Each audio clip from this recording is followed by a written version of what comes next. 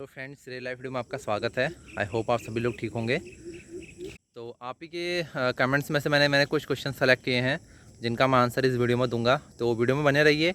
अगर आप चैनल पे नए जुड़े हैं तो चैनल को सब्सक्राइब कर लें और शेयर करते हुए चैनल को। तो बहुत सारे बच्चे जिन्होंने पहली प्रेफरेंस भरी हुई है ट्रैक मेंटेनर, उनके मैं बहुत सारे कमेंट्स देख रहा था। सर, हमारे पहली प्रेफरेंस ट्रैक मेंटेनर है और ट्रैक मेंटेनर का काम बहुत हार्ड है।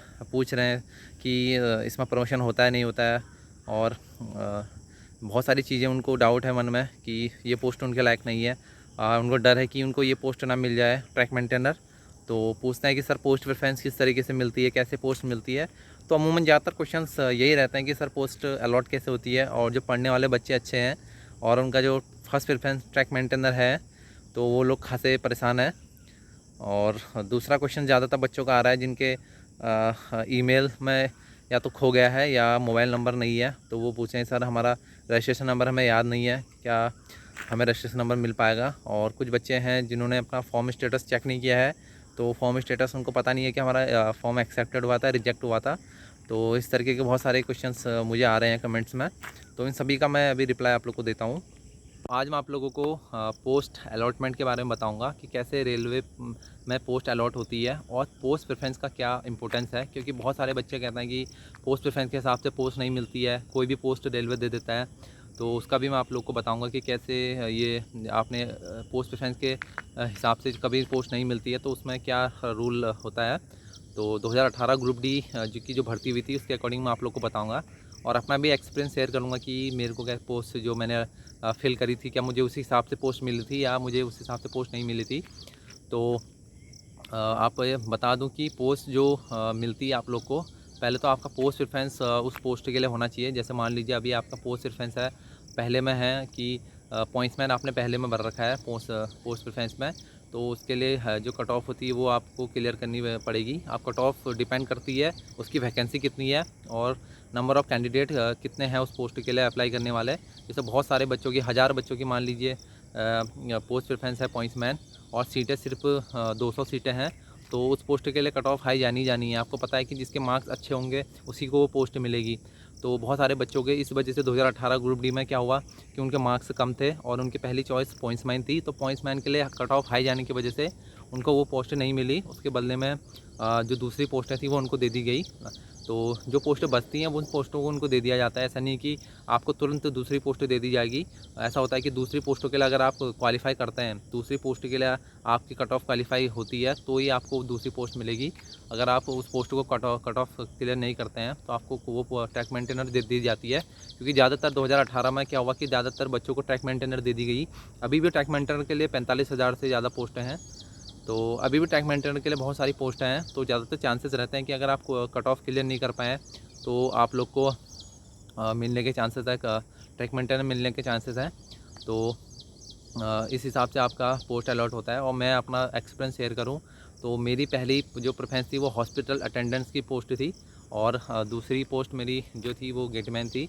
तो हॉस्पिटल अटेंडेंस में काफ़ी कम, बहुत ही कम पोस्टें थी, जिस वजह से उसकी कट ऑफ काफ़ी हाई गई। तो ये मान सकते हैं कि 100 प्लस जिसके नॉर्मलाइज मार्क्स थे उसको वो पोस्ट मिली है हॉस्पिटल अटेंडेंस की। और शायद इसी वजह से मेरा हॉस्पिटल अटेंडेंस में नहीं हो पाया और दूसरी पोस्ट जो मैंने भरी थी वो मुझे मिल गई। तो इसी हिसाब से आप लोग को भी पोस्ट अलॉट होगी। और बहुत सारे बच्चे जिन्होंने ट्रैक मेंटेनर पहली प्रेफरेंस भरी हुई है तो उनके लिए ज़्यादा चांसेस हैं कि उनको ट्रैक मेंटेनर मिल जाए। क्योंकि इसमें बहुत ज़्यादा पद है ट्रैक मेंटेनर में और उसकी सबसे कम कट ऑफ जाती है। और अगर आपके मार्क्स कम भी रहते हैं तो आपको, अगर आपका मेडिकल स्टैंडर्ड थोड़ा कम भी है तो आपको चांसेस रहते हैं कि ये पोस्ट मिल जाए। और सबसे बड़ी बात ये है कि जो भी पोस्ट आप लोग फिल करते हैं उसका आप लोग मेडिकल जो स्टैंडर्ड है वो भी आप लोगों ने पास करना होता है। जैसे पॉइंट्समैन के लिए आपको A2 मेडिकल स्टैंडर्ड होना होता है। अगर आपके मेडिकल स्टैंडर्ड उतना नहीं है और आपने पहली प्रेफरेंस में पॉइंट्समैन भरी हुई है तो आपको पॉइंट्समैन नहीं मिलेगी। और अदर बाकी जो पोस्ट हैं वो मिल जाएंगी, लेकिन वो पोस्ट आपको नहीं मिलेगी चाहे आपके मार्क्स कितने ही ज़्यादा क्यों ना हो। अगर आपका मेडिकल स्टैंडर्ड उस पोस्ट को लेके नहीं है तो, क्योंकि पॉइंट्समैन की पोस्ट ऐसी है जिसमें सबसे ज़्यादा इनमें मांगा गया है मेडिकल स्टैंडर्ड, सबसे अच्छा मेडिकल स्टैंडर्ड मांगा जाता है। तो इसमें ही आप लोग को इसको क्लियर करना पड़ेगा, तब जाके आपको पोस्ट। जहाँ तक बात रही ट्रैक मेंटेनर के काम को लेके, तो ट्रैक मेंटेनर का काम हार्ड है। और जिन बच्चों की पहली प्रेफरेंस ट्रैक मेंटेनर है तो वो बच्चे काफ़ी ज़्यादा परेशान हैं कि सर क्या होगा, उनका मोटिवेशन थोड़ा सा लो है इस पोस्ट को लेके, और पूछ रहे हैं कि क्या सर हमें कोई दूसरी पोस्ट मिल सकती है या ट्रैक मेंटेनर में आके बाद। तो ट्रैक मेंटेनर में ज्वाइन करने के बाद आपको दूसरी पोस्ट नहीं मिल सकती है, लेकिन आप अगर अपने सीनियर से रिक्वेस्ट करें, जो आपके सीनियर ऑफिसर हैं, तो वो आपको थोड़ा दिन के लिए गेट पे लगा सकते हैं, परमानेंट गेट पे नहीं लगा सकते हैं। तो ट्रैक मेंटेनर पे आपको गेट पे लगा सकते हैं। और अगर आप डिपार्टमेंट चेंज कर लेते हैं बाय म्यूचुअल तो वो चीज़ अलग है, लेकिन जब तक आप लोग एज अ ट्रैक मेंटेनर हैं तब तक आपको काम करना ही पड़ेगा। और काम की बात करें तो काम हार्ड है ट्रैक मेंटेनर का, क्योंकि धूप हो, बरसात हो और ठंड हो, तीनों में आपको काम करना पड़ता है। और नाइट पेट्रोलिंग भी आप लोग को करनी पड़ती है जाड़ों में, और विंटर में नाइट पेट्रोलिंग, और समर में आपको दिन में हॉट वेदर पेट्रोलिंग करनी पड़ती है, गर्मियों में आपको दिन में पेट्रोलिंग करनी पड़ती है धूप में। तो आप समझ सकते हैं कि काम हार्ड है। और पोस्ट प्रेफरेंस में काम का बताऊं तो पॉइंट्समैन की जॉब अच्छी है, और बाकी पोस्टें भी अच्छी हैं, सिग्नल हेल्पर की भी अच्छी हैं। लेकिन अगर बढ़िया आप लोग को पढ़ना चाहते हैं, अगर पढ़ने का टाइम निकालने के लिए आप लोग सोच रहे हैं, तो पॉइंट्समैन की पोस्ट पढ़ने के लिए बहुत अच्छी है। बाकी अदर पोस्ट में भी पढ़ा जा सकता है, ऐसे मैं नहीं कह रहा हूँ कि बाकी अदर पोस्ट में भी नहीं पढ़ा जा सकता। जो पढ़ने वाला है वो तो कहीं भी पढ़ लेगा, किसी भी पोस्ट में पढ़ लेगा। लेकिन अगर टाइम की बात करें, टाइम की बचत की बात करें, और वर्क की बात करें, वर्क लोड की बात करें, तो पॉइंट्समैन की पोस्ट सबसे अच्छी है रेलवे में।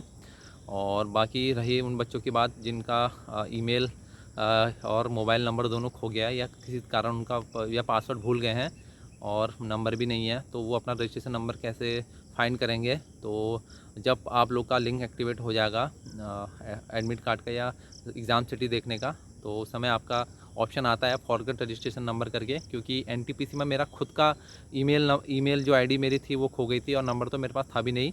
तो मैं भी बहुत परेशान था कि मेरा रजिस्ट्रेशन नंबर मुझे याद भी नहीं था। मैंने बहुत कोशिश करी थी याद करने की, लेकिन मुझे याद नहीं था।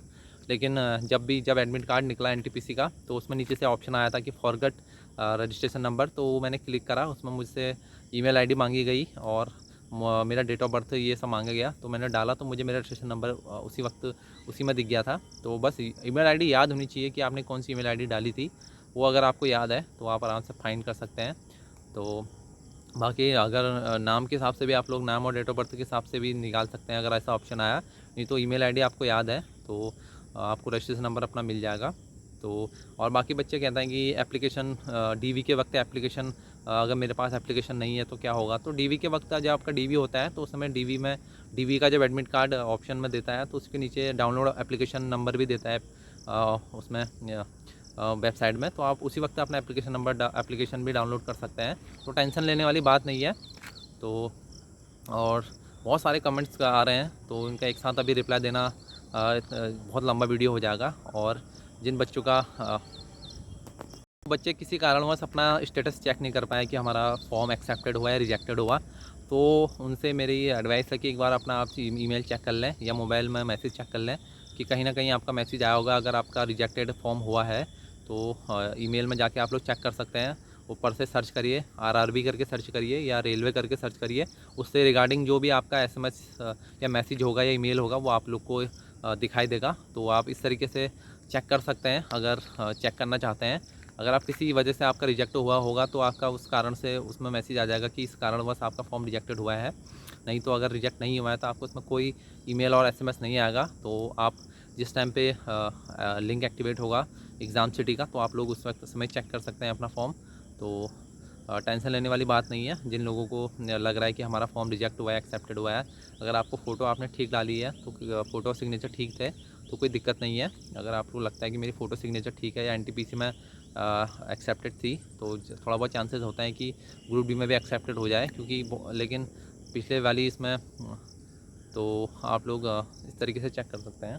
कम्युनिटी में मैं आप लोग को क्वेश्चंस देते रहता हूँ, आप लोग बहुत सारे बच्चे कमेंट्स भी करते हैं, तो अच्छा लगता है आप लोग करंट अफेयर्स से जुड़े हुए हैं और इस तरीके से तैयारी कर रहे हैं अपनी बढ़िया तरीके से।